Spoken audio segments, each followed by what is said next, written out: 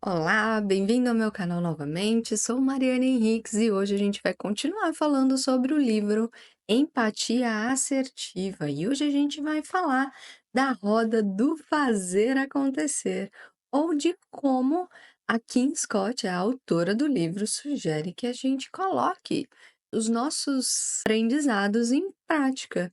Ela sugere uma roda de 7 passos onde a gente vai conseguir, através de algumas atitudes, de algumas formas de gerenciar e liderar, alcançar a sinceridade radical e também ajudar as pessoas a se sentirem em um ambiente saudável, um ambiente colaborativo e inovador, que aceita as novas ideias e também toma decisões em colaboração, em conjunto. Não é o que a gente sempre busca nas organizações? Então vamos lá. O primeiro passo da roda é o ouvir, né? Então a gente precisa realmente a ouvir e dar voz a todas as pessoas, principalmente aquelas que são mais introvertidas. Quando a gente lidera, a gente sabe, aos poucos, a gente vai conhecendo como é o jeito das pessoas ao nosso redor. E a gente consegue rapidamente identificar as pessoas que são mais introvertidas. E com isso, a gente precisa criar espaços para que essas pessoas falem, para que essas pessoas conversem e deem as suas opiniões. Além disso, ela faz uso da escuta silenciosa, aquele momento em que, quando alguém vem falar com você, você não fala nada, você apenas escuta e também não esboça nenhuma reação a ponto de entregar o que você pode ou não estar pensando ali naquele momento. Isso cria um espaço para que a pessoa se sinta à vontade para falar mais. Porque quando a gente está numa conversa ali, one on one, uma conversa individual, e a gente começa a falar muito, a pessoa às vezes se sente desencorajada a continuar falando e se abrindo. Mas também não é para ficar numa escuta tão silenciosa e tão sem reação, a ponto da pessoa ficar muito nervosa sem entender o que você está pensando e sentindo ali, né. Então tente tranquilizar a pessoa e deixe claro que você quer ouvi-la antes de falar. hum. E aí, quando você falar, fala para ser ouvido, né. Então, evitar que as pessoas tentem adivinhar o que você está pensando. Seja claro, seja direto e explique quantas vezes for necessário para que essa pessoa entenda o que você quer. Não permita que as pessoas saiam de uma conversa com você com suposições do que elas acham que você falou. E crie uma cultura aberta a ouvir e adapte-se a ela, né? Onde as pessoas elas podem criar ideias, elas podem registrar as queixas, elas podem ali, entender que elas podem expressar o que elas pensam e o que elas sentem, de forma que não serão julgadas e também com soluções, né. Então, às vezes, a pessoa vem, traz um problema, se aquele problema realmente faz sentido, crie imediatamente as soluções ou um plano de ação e comece a executar, para que as pessoas se sentem de fato ouvidas. Então, esse é o primeiro passo da roda da execução. O segundo passo é esclarecer, ou seja, esclareça os seus pensamentos. Mais uma vez, não deixe as pessoas tentando adivinhar o que você está pensando e o que você não está pensando, tá? Permita que as pessoas saibam, entendam e fique muito claro o que você gostaria de passar ali. Então, crie um ambiente onde as pessoas se sentem seguras para cultivar novas ideias. A gente sabe que nem todas as ideias, só porque veio do time ou de alguma pessoa-chave, não quer dizer que ela é a melhor ideia do mundo, e também instiguem as pessoas a esclarecerem o raciocínio por trás daquela ideia. Ou seja, às vezes a gente dá uma ideia, e essa ideia não faz muito sentido para todo mundo no começo, mas quando a pessoa explica como ela chegou na conclusão daquela ideia, às vezes passa a ter sentido. Ou seja, a gente não descarta uma ideia logo de cara, a gente pensa sobre ela, entende melhor, esclarece, né, a pessoa tem chance de esclarecer o que ela estava querendo passar. E quando uma ideia for dita como ruim, instigue as pessoas que estão ali naquela discussão a tentar ver como nós poderíamos então melhorar essa ideia. Essa ideia, ela não parece tão legal agora, mas será que a gente consegue fazer alguma coisa que deixaria essa ideia boa? Né? E quando for explicar alguma coisa, tente explicar de uma forma simples, como se você tivesse que explicar para uma criança. E aí você esclarece não só a ideia, mas você também explica o porquê você acredita nessa ideia e como essa ideia chegou lá. E é claro que isso não é só você precisa abrir espaço, você como chefe, como líder, precisa abrir espaço para que as pessoas esclareçam as ideias delas e não descartar logo de cara, para a gente criar, então, um ambiente aberto, um ambiente onde as pessoas são ouvidas de fato. O terceiro passo da roda de execução é o debate. É onde a gente pega aquelas ideias e dá uma polidinha nelas, tira o pó, vê qual é que é daquela ideia. É onde a gente pega uma pedra bruta e ela vai virando um diamante, né. Então essas ideias, elas são colocadas em debate. Porque esse debate a gente precisa tomar cuidado, porque não pode virar um debate de egos, é um debate de ideias. Então as pessoas têm que debater as ideias e as soluções que estão sendo discutidas ali e não tentar proteger o ego de ninguém e nem os próprios interesses pessoais, né? Porque muitas vezes o que atrapalha uma ótima decisão é o ego que está por trás. Às vezes a ideia é boa, mas tem uma pessoa que, porque a ideia dela não foi adiante, ela para de simplesmente apoiar qualquer ideia. E isso, na verdade, não é uma discussão de ideias, isso é um debate de egos. E aí você força que as pessoas discordem das ideias. Por quê? Porque isso traz aqueles contrapontos. Tá, essa ideia parece legal. Quem aqui consegue me trazer um motivo para não seguir com essa ideia? É muito difícil todo mundo concordar, e alguém com certeza pensou: mas se isso acontecer, não sei não, hein?".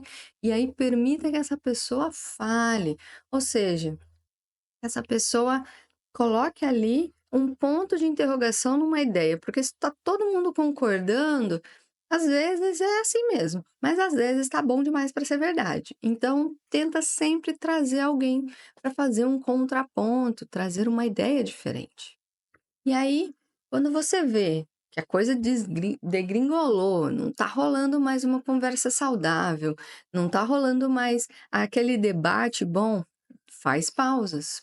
Pausas, ou até mesmo continua no outro dia, mas não deixe que o seu time fique exausto e tome qualquer decisão simplesmente porque eles não aguentam mais ficar naquela reunião.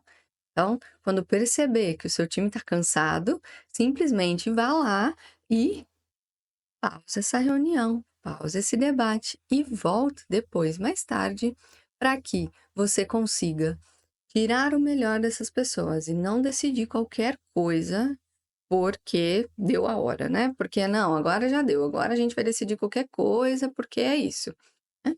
E aí também, antes de começar esses debates, deixa bem claro quando essa reunião vai acabar. Ou seja, se às vezes você está numa reunião só para discutir, mas a decisão não será feita agora, nessa reunião, deixe muito claro isso.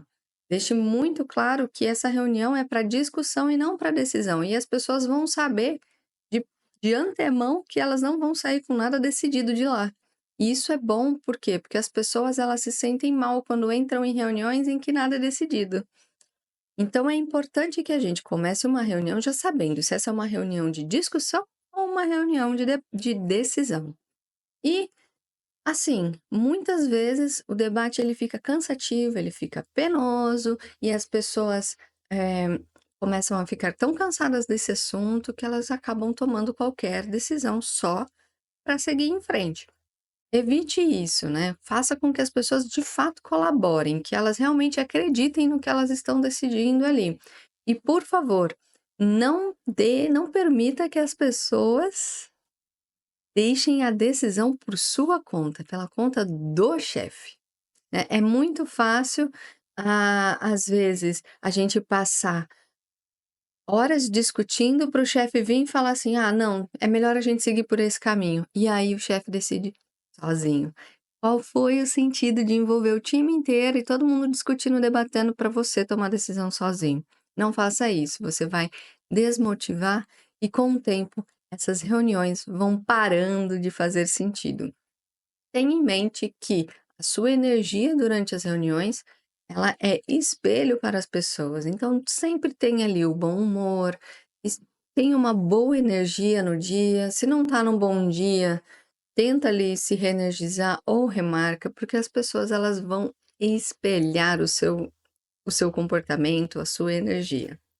O próximo passo, então, da roda de execução é o decidir.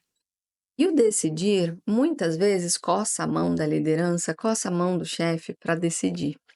Por quê? Porque ele acha que ele é o mais experiente, porque ele realmente sabe onde ele está indo e não sei o quê. Mas, muitas vezes, o chefe não é a pessoa que está mais próxima do dia a dia, não é a pessoa que está ali com a maior proximidade dos fatos em si. E por isso que muitas vezes o chefe não consegue ter a visibilidade real das coisas que vêm acontecendo para conseguir tomar a melhor decisão. Então, os melhores chefes, eles não tomam decisões sozinhos, eles criam esse processo e eles empoderam as pessoas ao redor dele, outras lideranças abaixo dela, ou se são apenas liderados diretos, ela atua bem próxima dessas pessoas, mas são essas pessoas que estão próximas aos fatos. Então, elas acabam tendo ali uma visão mais realista e talvez tomando decisões que levam a resultados melhores. Além disso, ao decidir, você tem que buscar por fatos, e não recomendações. Ou seja, porque recomendações são opiniões, são coisas subjetivas. E quando a gente segue ou toma uma decisão baseada em recomendação, essa recomendação pode não ser a melhor para aquele momento, ela pode estar carregada ali de interesses pessoais. Então, olhe sempre para os fatos e explore bem a fundo esses fatos, né? Vá direto à fonte, fale com a pessoa que levantou aqueles dados, que apresentou aquela ideia, e não apenas use o telefone sem fio, porque às vezes uma pessoa lá distante de você teve uma excelente ideia e essa ideia veio com o telefone sem fio, um contando para o outro: "Olha, fulano teve essa ideia". Vai lá e troca uma ideia direto com essa pessoa e tenta entender como que ela chegou nessa ideia e por quê. E aí, então, você vai ter mais informações e mais fatos para tomar, de fato, uma decisão. Então, o próximo passo da roda de execução é convencer. E aqui em Scott ela traz o método de Aristóteles da retórica. Ela fala para a gente usar a emoção, usar a credibilidade e a lógica para convencer alguém sobre alguma coisa. Então, assim, a gente precisa considerar a emoção do outro. Claro que a gente precisa olhar para a gente mesmo, mas a gente sempre considera a emoção de quem está ouvindo e usa as informações de uma forma que atenda essas emoções da pessoa que está ouvindo. A gente também precisa usar credibilidade. Credibilidade é simplesmente você demonstrar que tem o conhecimento e que já teve resultados excelentes através desse conhecimento. Você traz ali um histórico de boas decisões que você tomou. Isso gera credibilidade, ou seja, fica mais fácil convencer as outras pessoas de que você realmente é a melhor pessoa para tomar aquela decisão e que aquela decisão pode ser a melhor. Mas tome cuidado, não falte com a humildade nesse ponto. Por mais que você tenha um histórico muito bom, a humildade continua sendo importante. E não tente enganar os outros com falsa humildade, porque isso pega mal e as pessoas percebem. E aí elas vão se sentir manipuladas, e não é o que a gente quer aqui. E por último, a lógica. Mostre o seu raciocínio. Considere que nem todo mundo que está ali ouvindo o que você está querendo vender ou convencer aquela pessoa, todo mundo tem o mesmo conhecimento que você. Então é importante que você consiga explicar a ideia, explicar como você chegou e quais serão os resultados. E aí você Explica como chegou até aquela ideia e fica tudo mais claro para que as pessoas possam te ajudar a decidir ou não. O próximo ponto da roda de execução é executar, ou seja, a gente minimiza o custo da colaboração, ou a gente para de desperdiçar o tempo do time. A gente encoraja a discussão, mas a gente também elimina, reuniões inúteis, desnecessárias, né, para que a gente foque realmente no que é importante e que é relevante discutir, ao invés de ficar entrando em reuniões de preparação para a próxima reunião, de preparação para a próxima reunião. E aí, com isso, você salva tempo do seu time para eles fazerem, para eles executarem o que precisa ser feito, né. Então, esteja aberto a não seguir algumas políticas que às vezes é até cultural, algumas reuniões são obrigatórias, coisas que precisam fazer. Tente blindar o time dessas políticas que nem sempre são boas para o tempo das pessoas, muitas vezes desperdiçam tempo, mas claro, dentro do possível da sua realidade. E não tenha medo de colocar a mão na massa. Por mais que você esteja ali numa posição de liderança, de chefia, muitas vezes você pode se distanciar um pouco da execução, né, da mão na massa mesmo. Mas é importante que, vez ou outra, você consiga alternar entre as coisas que você faz, que são da parte da liderança, da chefia e gestão, e do que você realmente pode ajudar as pessoas na operação, na execução, né? Porque se você se distanciar muito das pessoas e ali de quem realmente faz, você não vai conseguir entender de onde vêm essas ideias. E é importante que você tenha uma visão mais ampla. Não precisa ficar focada na execução, mas é importante que você participe vez ou outra ali do chão de fábrica, né? E reserve tempo para você executar tudo que foi decidido junto com o time. Afinal de contas, muitas coisas você vai ter que vender. Se são mudanças, se são produtos novos, se são coisas, você vai precisar executar o plano que você criou junto com o seu time. Também faça isso acontecer, reserve tempo na sua agenda e não desperdice o seu próprio tempo. É a sua hora de executar neste momento, para não deixar o seu time na mão, para não ter tido discussões inúteis. Então, você também precisa lidar com a sua parte. Então, não é só focar no time e nas decisões e neles, você também tem as suas coisas para fazer e você precisa também salvar o seu tempo de execução. Senão, você vai se sobrecarregar à toa. E o último ponto da roda de execução é aprender. As melhores pessoas, líderes, melhores chefes, elas aprendem com os erros, né? Elas aprendem com os acertos e elas continuam sempre melhorando. Ou seja, não é porque eu acertei muito que eu não tenho nada a aprender. Não, sempre tem algo para aprender. Então a gente precisa ter ali uma pressão para continuar coerente, né? A gente precisa que esses aprendizados, eles gerem as mudanças de rotas que a gente precisa, mesmo que isso desagrade as pessoas, e muitas vezes vai, porque não é todo mundo que gosta de mudar muito, né. Então tome cuidado para não pressionar demais essas mudanças, faça no tempo certo, né. E não é bom também que a gente saia mudando de ideia o tempo todo. "Não, a pessoa falou que é isso agora, não, agora é aquilo". Não. Tenta ali fazer coisas graduais, fazer coisas que você já deixou claro para o seu time que é necessário e que já convenceu e que todo mundo já comprou aquela mudança junto com você. Senão também você vai perdendo ali as pessoas e o engajamento no meio do caminho da mudança. E tome muito cuidado com a sobrecarga de trabalho, qualquer coisa se torna muito mais difícil, né. Então, quando a gente está muito sobrecarregado, se a gente fez muito bem, a gente só queria se livrar daquilo. E se a gente fez muito mal, a gente culpa que estava sobrecarregado. Então, é muito mais difícil a gente aprender quando estamos sobrecarregados. A gente nunca tá legal o suficiente para tirar os aprendizados que a gente poderia ter.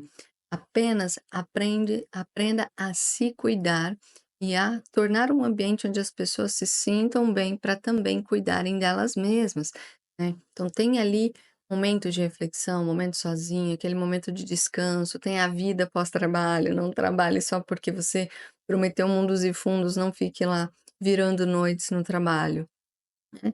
E é importante também, ela coloca aqui por último, ter resistência mental e confiança diante de críticas. Por quê? Porque mudanças, coisas que tiram a situação A para a situação B, elas geram resistência, elas geram críticas, e você precisa ter muito foco e muita força mental para lidar com tudo isso, né, para tentar separar e entender o racional por trás de cada mudança que você está executando. Então, era isso sobre a roda de execução. E veja quanta informação a gente tem aqui. E é muito legal quando a gente olha cada um desses passos e já faça uma leitura do que a gente aplica no nosso dia a dia e o que a gente pode começar a aplicar. Se você é chefe, se você é liderado, apenas comece a fazer ali no seu ambiente, porque qualquer conhecimento que você adquira só vale a pena mesmo quando você aplica. Então, mesmo que o seu círculo seja pequeno, mesmo que você não tenha tanto poder, tente ir aplicando aos poucos tudo que você aprendeu aqui e depois comenta aqui embaixo se está dando certo para você. O próximo vídeo a gente vai falar sobre criação de relacionamentos no trabalho, né? Como criar relacionamentos saudáveis, que também faz parte aí do livro Empatia Assertiva da Kim Scott. Te vejo na próxima.